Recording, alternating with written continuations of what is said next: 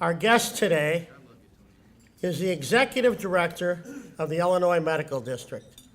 The Illinois Medical District's mission is to provide service by assembling the nation's premier concentration of healthcare facilities and providers. The Illinois Medical District Commission, number one, consists of 560 acres, the country's largest urban medical district. Number two, houses 2,200 hospital beds. Number three, has 20,000 employees. And number four, receives 75,000 visitors daily. Our guest today grew up in Olney, O-L-N-E-Y, Illinois. Ladies and gentlemen, Warren Ribley. Warren?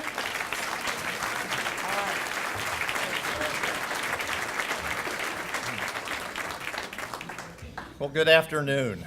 Jay, thank you so much for that introduction. Madam President, I can always count on you. Thank you. Let's try again. Good afternoon. Good afternoon. Thank you. It's great to see so many personal friends and former colleagues and new friends and supporters of the Illinois Medical District who have joined us. Now, Jay, I also understand that former President Bill Clinton is in town today. And to paraphrase a popular airline, we know you have choices. So the City Club and I appreciate your choice to be here today. I'd like to recognize commissioners that are with us from the Illinois Medical District. Our president, Jennifer Woodard. And I know also Sandy Goldman is here. Dan Trevino. Thank you, Dan. And is Rick Estrada? I'm not sure I saw Rick, but anyway, thank you so much for your vision and leadership. I'm truly grateful to be supported by a board that is unified in its direction. I also want to recognize the Illinois Medical District team. Would the employees please stand up? My staff, stand up.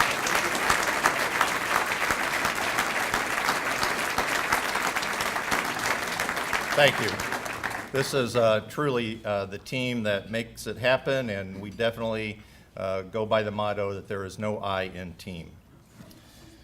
I also understand, Jay, that we're providing a live stream of today's event, and I thank you for that.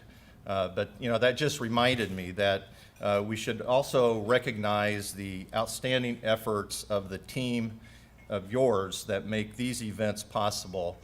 Tweed, Jack, Jan, and everyone else, thank you for all the work that you do.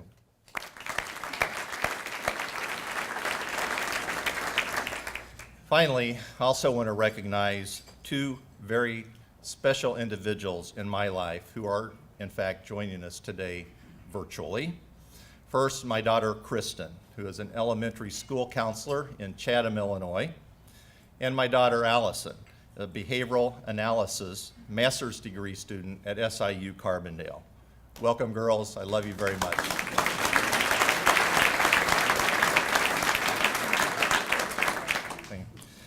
Last year, I shared our vision for the Illinois Medical District and our strategy for establishing the district as a leader in patient care and medical research while driving economic growth. There still is much to do. In fact, each successful collaboration seems to open the door to more opportunities, from better access to care, to groundbreaking research initiatives, to jobs and commerce for our city and state. This year, I am excited to deliver our annual checkup and how we have delivered on that vision. Our medical history begins 73 years ago. Let's go back in time. The year is 1941. The setting is Chicago. The Bears are NFL champions. They play at Ribley Field. So too do the Cubs. Having left the West Side grounds, which was located in the Illinois Medical District. In fact, it was there that the Cubs last won the World Series in 1907 and again in 1908. That's right. The Cubs' home field was in the IMD during those last glory years. Quite an irony for me, being an avid St. Louis Cardinal fan. In fact, the last game played at the West Side grounds was in 1915, and it was against the Cardinals. And the Cubs won. Back to 1941. On the world stage, the war is unfolding in Europe. At first for the US, it's just a presence and then a priority. The Stevens Hotel, now the Chicago Hilton, and the Congress Hotel become barracks for 15,000 troops. There are scientific advances. RCA demonstrates a new electron microscope that magnifies up to 100,000 times. Enrico Fermi directs and controls the first nuclear chain reaction in his laboratory at the University of Chicago. There are social advances as well. Technology improves storytelling through motion pictures, much like social media has revolutionized communications today. Cheerios, or what we now know as Cheerios, are introduced, as is the iconic scent of Chanel No. 5. Closer to home, in Springfield, a visionary act is approved by the state legislature, sponsored by former state representative Vito Marzullo. Dr. Green, remember him? 25th Ward, absolutely. Former alderman as well. That's right. That act focuses on increasing medical education, promoting medical research, and commercializing technology. The Illinois Medical Center, as then known, is created. Through the course of the next several decades, the medical center is strong and continues growing.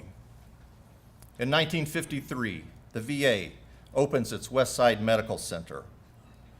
Fanta's Clinic is added in 1957, the year of my birth. Rush Presbyterian St. Luke's Medical Center and the U of I Medical Campus are thriving. In 1982, the Chicago Technology Park is created, the first of its kind, focused on healthcare and biosciences. And in 1995, the Illinois Medical Center becomes the Illinois Medical District. But suddenly, early in this century, following years of leadership under the Livingston family, the bustle that once was the medical district grinds to a halt. In 2012, Governor Pat Quinn initiates sweeping changes. 7 new commissioners are appointed by Governor Quinn, Mayor Emanuel, and President Preckwinkle. On April 1st, all jokes aside, I step in as a new executive director. When I first walked in the door, we had 55 acres of land available for development. 30 months later, less than 30 remain. Vertiport Chicago is nearing completion. This facility will create 35 new jobs and allow 24/7, 365-day access to our hospitals and first responders. It will also serve as an economic driver with use by corporate and private helicopters. Established companies from as near as the northern Chicago suburbs and as far away as Turkey are bringing their business to the IMD.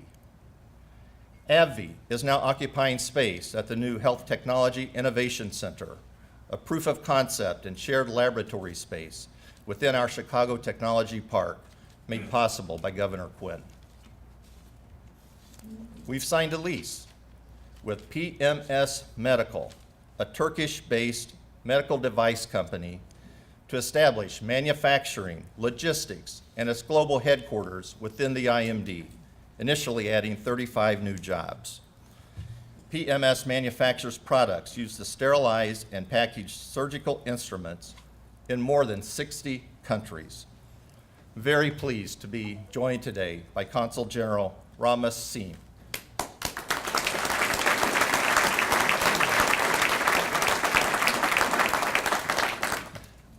Mr. Consul General, thank you for your service and welcome to the City of Chicago. You may recall from last year that the Anatomical Gift Association is returning to the district. Refurbishing of the former Standard Oil building is underway, thanks to Governor Quinn. In keeping with their mission to provide human tissue for medical science, this new location will serve as a state-of-the-art facility for advanced anatomical training and research for healthcare professionals. They will be moving into their new space this spring. Our partners, Paul Dudek and Bill O'Connor, are here. Also next spring, several new entities will call the IMD home, including a 16-bed hospice and palliative care facility developed by Ethos Community Care and managed by Vitas Innovative Care. Chicago Access Network TV, CAN TV, will also be joining us in a newly built facility. Barbara Popovic is our partner in this effort, and I know she's here today. Design engineering is underway to build a first-of-its-kind fiber optic network throughout the IMD, available to the entire district and beyond.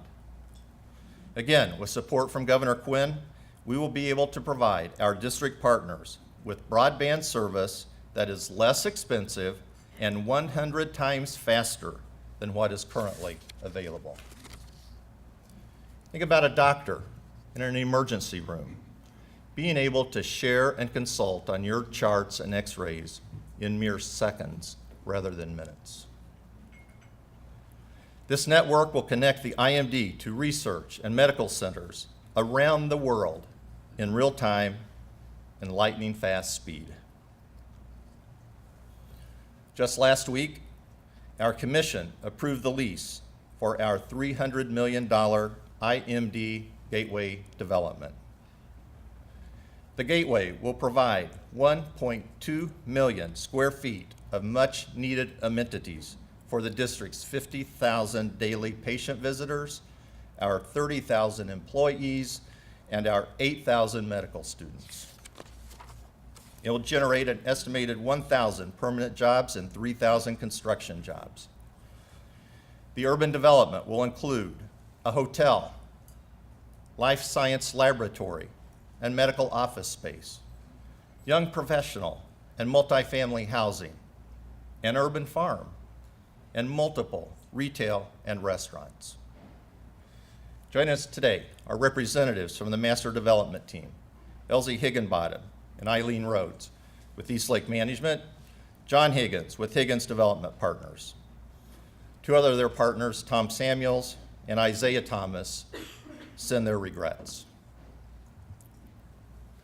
Now, as many of you know, my background is not in medicine or science.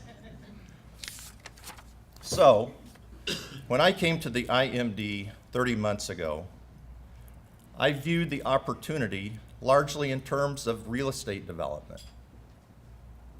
And while significant, I now understand that our legacy will be defined through collaborative partnerships that advance individual patient health, that coordinates research and data, and that takes new drugs, devices, and analytic technology from bench to bedside. 7 months ago, the Chicago Area Patient-Centered Outcomes Research Network, say that fast 5 times, which is why we refer to it as Capricorn, received an 18-month, $7 million federal award. The IMD is a project manager of this unprecedented collaboration involving 20 Illinois health and hospital organizations. A complex clinical data research network is being built to capture health data from more than 1 million enrolled patients. Chicagoland's finest doctors, researchers, and bioinformatic experts have overcome their intense institutional competition to build a platform to analyze disease traits and patterns across multiple diverse populations to improve patients at the patient level, treatments at the patient level. A long-lasting benefit of Capricorn will be the Central Chicagoland Area Institutional Review Board, an IRB.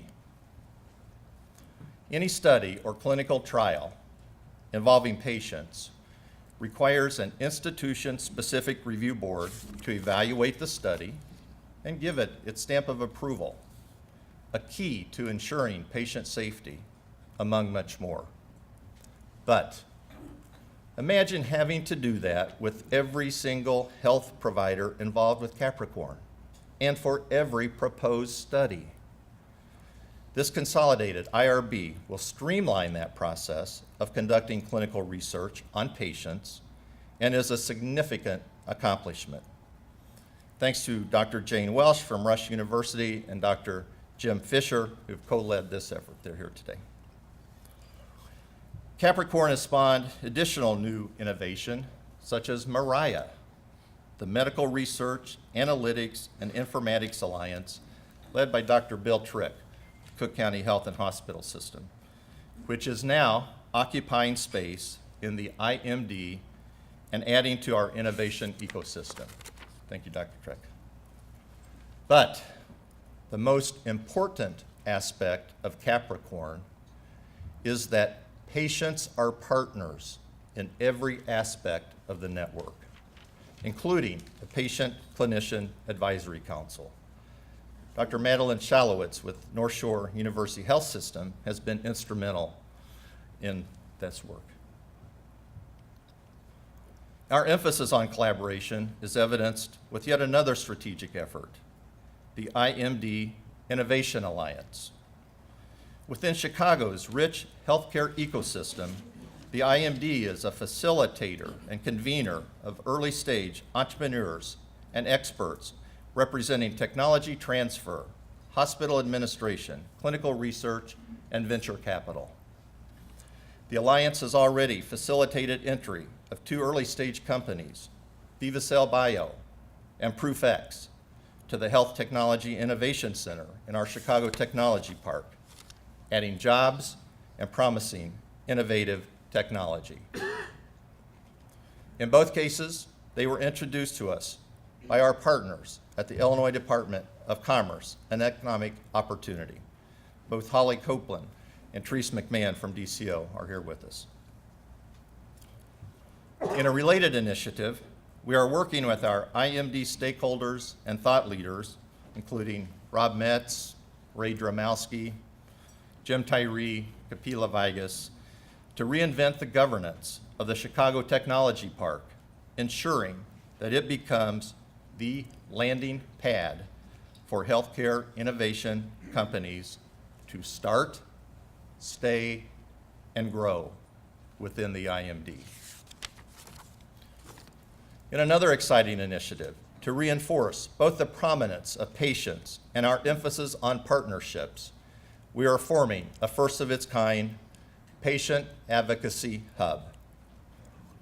With encouragement from our private sector partners, companies like Takeda, Horizon, Genentech, and AstraZeneca, we will offer shared physical space, resources, and programming to encourage collaboration between these patient-centered organizations, private industry, and academia with the goal of enriching clinical research, providing early patient access to new technology, and improving patient outcomes. I'd like to thank Heidi Fredrickson, who's here, Maybeth Hadfield, Marilyn Vetter, Matt Bodis, and Libby Brunsvold, among many others, for their leadership in this effort.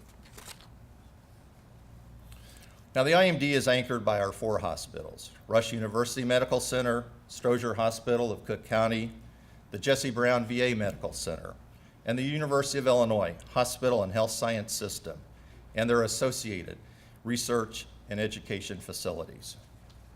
But we realize that the district's impact extends well beyond its geographic boundaries. We are part of and support local communities that surround the IMD and the entire regional healthcare ecosystem.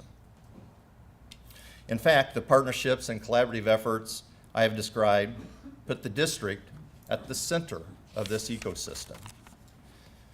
But there are more examples of how our role in the broader community reinforce the need for our action. Our educational impact extends to Crane Medical Preparatory High School and Malcolm X Community College, just to the north of us. A student can start their medical education at Crane, graduate, go on to Malcolm X for a 2-year degree or certification, perhaps advance to Rush or UIC to complete their medical education in one of 11 professional degree programs, or simply become productive members of the healthcare workforce. These institutions provide an educational and employment pipeline to our community. Yet the Eisenhower Expressway currently divides the IMD from Crane and Malcolm X. So, we're working to construct community connections at a whole new level. And in the spirit of Daniel Burnham's quote, "Make no little plans," we are currently pursuing a grand idea, a park-like structure or a pedestrian-friendly bridge across the Eisenhower to reach our near-north neighbors. That connection to the community is nurtured within the district as well, as demonstrated by the Growing Solutions Farm, a 13,000 square feet vocational garden in the IMD.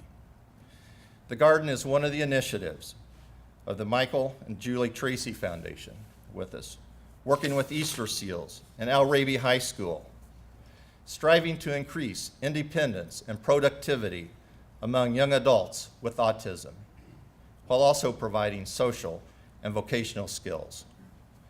Julie and Mike, thank you for the outstanding work that you're doing. Our commitment to real estate development and infrastructure adds significant value to our surrounding communities. Our fiber network, too, will have impact way beyond our boundaries.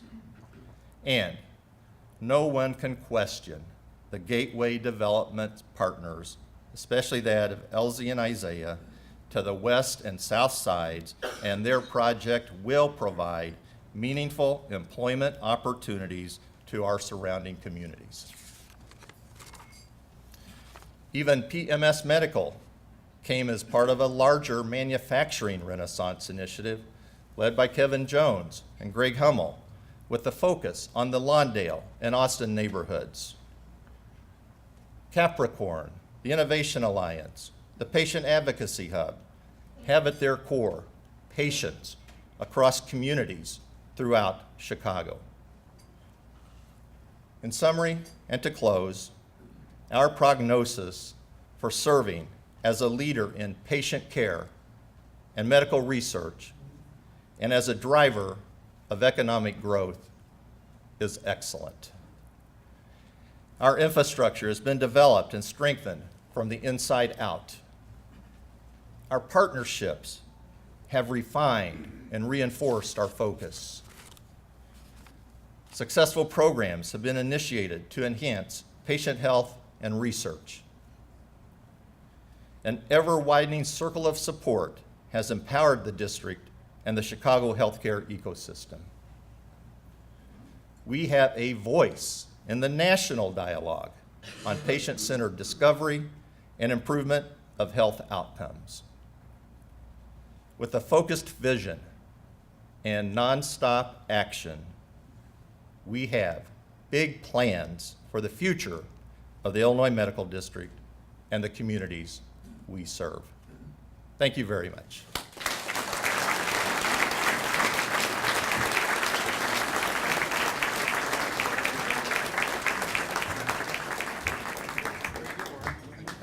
If you have questions, since they got a shout out, by the way, we apologize for all of you who weren't named, but that'll be taken care of subsequently. I know a few of you are a little chagrined. Where are our people? Raise your hand. Any questions? Raise your hand. Write them out.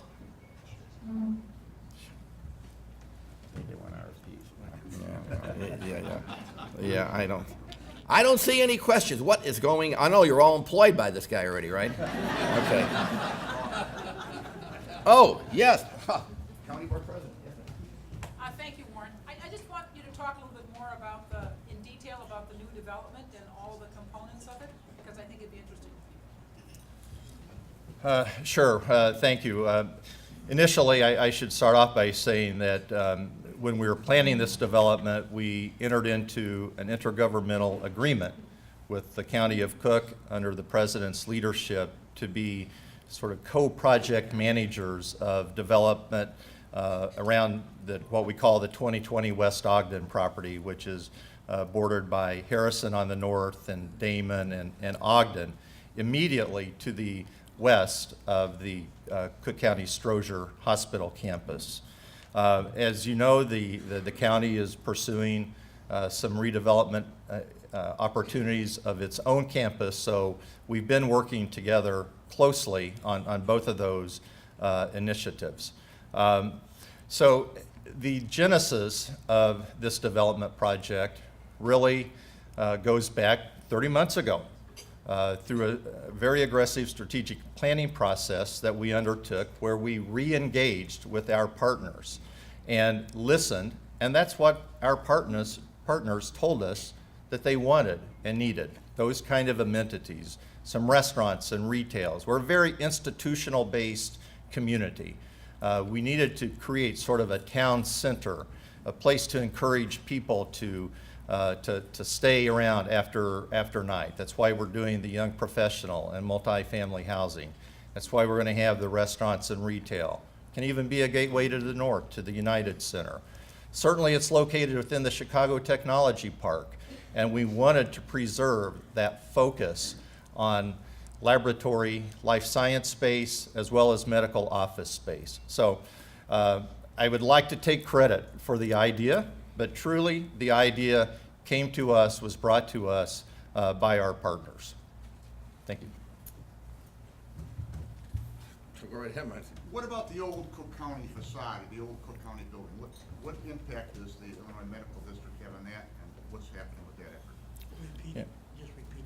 Yeah, the question is, what is happening with the old Cook County hospital facade, and how is that impacting the development effort? So again, we are working very closely with the president and her staff, Hill, Hamrock, and the board of Cook County Health and Hospital Systems in coordination. So Cook County just had a planning charrette entirely focused on what to do with the old Cook County Hospital. So there certainly is synergies and parallels in the development that we're doing and what county is doing. I know the county is evaluating the options that were presented by a host of just outstanding thought leaders in the Chicagoland area. So that really remains to be seen, and we'll really want to leave that to the president and her staff. But we clearly will have a role in the development. I mean, the IMD has a planned development ordinance. We do control zoning and development, which is why we're working together hand in hand. One more, supposed to write them out, but what the heck? We got to stand up and say who you are and what's your question. I'm Rob Metz with Horizon Pharma. I was curious if there are certain disease states that are going to be covered in the Capricorn project?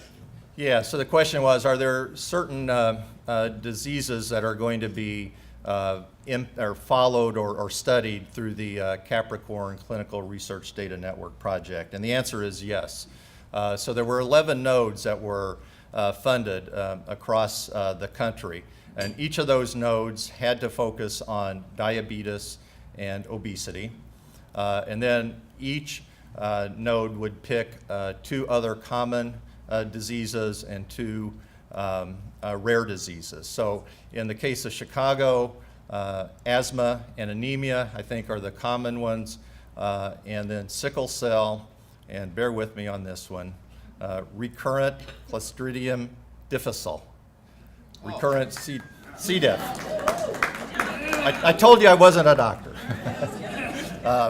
Anyway, those are the disease cohorts that are being looked at here in Chicago. Sort of like the NFL draft, huh? Pick your disease. Professor Green has a question. How much housing is going to be in your little city that you're building? So there are 2 proposed towers. Some of those plans are still being finalized, but I think it's probably fair to say roughly 200 units in each, so probably a total of 400 units. I'm getting some cues back here from my development partners. But yeah, so again, focusing on young professional housing, those who are finishing up their medical careers, have maybe small families and just need a short-term 1-2 year stay, and then a multifamily complex that'll have about 200 units as well. Okay. How about a big round of applause?